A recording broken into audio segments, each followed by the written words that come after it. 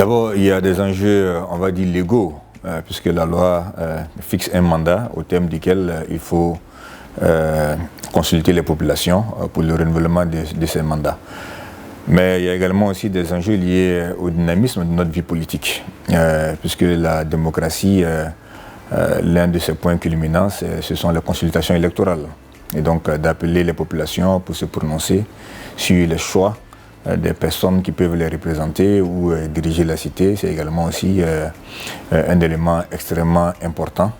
Mais pour les partis politiques, c'est aussi une façon aussi de se jauger sur le terrain, d'apprécier l'impact du discours qu'elles tiennent auprès des populations.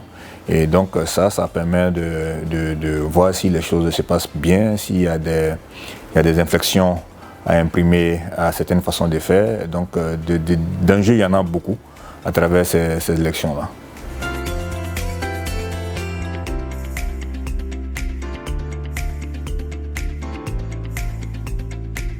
Ben, écoutez, le RHDP a plusieurs axes autour desquels il va décliner son action. C'est le parti au pouvoir, donc c'est lui qui tient le gouvernement, l'exécutif, et donc qui a un certain nombre d'actions pour améliorer les conditions de vie des populations. Donc déjà ça, c'est un élément assez important pour prendre donc le peuple de Côte d'Ivoire à témoin sur l'ensemble des activités qui sont menées par le gouvernement mis en place par le président Alassane Ouattara et donc faire en sorte donc, que le pays aille de l'avant.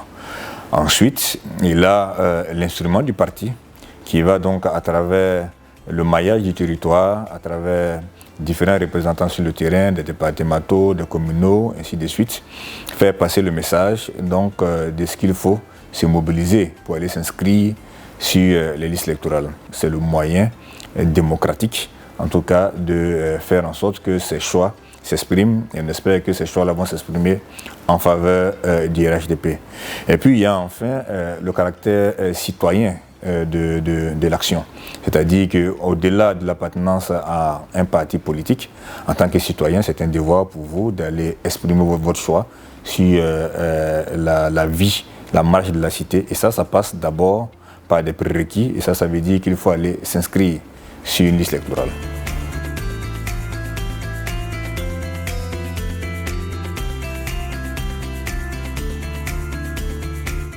Mais qu'il sache que nous aussi, nous avons été jeunes. Nous aussi, nous avons eu 21 ans. Nous aussi, on a regardé un moment la vie politique d'assez loin. Et puis, il a fallu un jour qu'on nous demande d'aller nous inscrire parce que c'était important. Alors, ça peut paraître relativement éloigné pour eux ou ça peut apparaître comme, on va dire, des considérations de personnes d'un certain âge. Non, ils arrivent simplement à la maturité.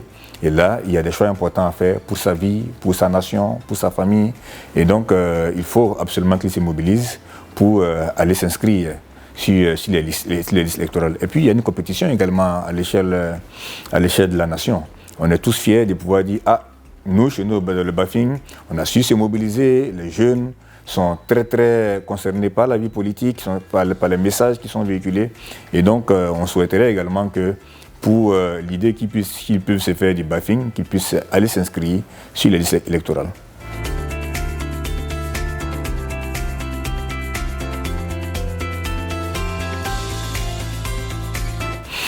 Oui, parce que si malheureusement les jeunes n'y sont pas, ça veut dire qu'ils ne pourront pas donner des indications sur ce qui est important pour eux. Naturellement, on peut avoir certaines idées ou certaines façons de faire qui n'épousent pas les idées qui sont les leurs. Mais si eux ne savent pas exprimer ou ne trouvent pas utile d'exprimer leur position pour nous donner des indications, naturellement, nous on peut penser bien faire, mais se tromper. Et donc, en participant à la vie politique, en s'inscrivant sur les listes électorales, en allant voter, ils envoient un message clair aux dirigeants du pays sur l'onction ou la désapprobation qu'ils peuvent avoir sur les politiques qui sont menées et qui les concernent directement. Donc la politique de l'emploi, la politique du revenu, ainsi de suite. Ça parle tout de suite à un jeune qui a besoin de travailler, qui a besoin de fonder une famille, qui a besoin de... Vous voyez, donc ce sont des questions qui sont extrêmement importantes. Ça peut paraître difficile pour certains, mais à la vérité, ça ne l'est pas, parce que c'est son quotidien qu'il est en train de jouer à travers donc l'inscription à la liste électorale et la participation au processus électoral.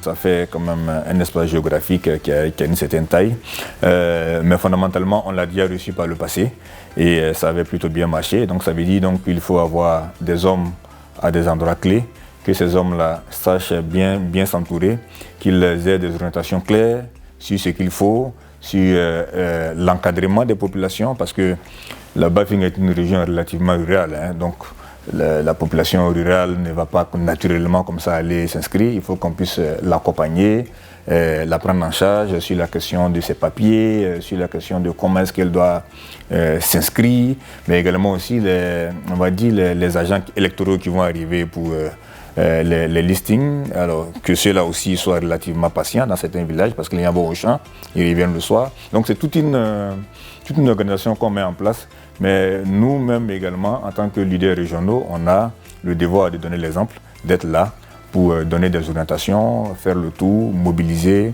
faire passer des messages importants. Et donc c'est ce qui va se faire. Et j'ai bon espoir que, comme en 2020, nous allons réussir à avoir une bonne mobilisation sur les listes électorales.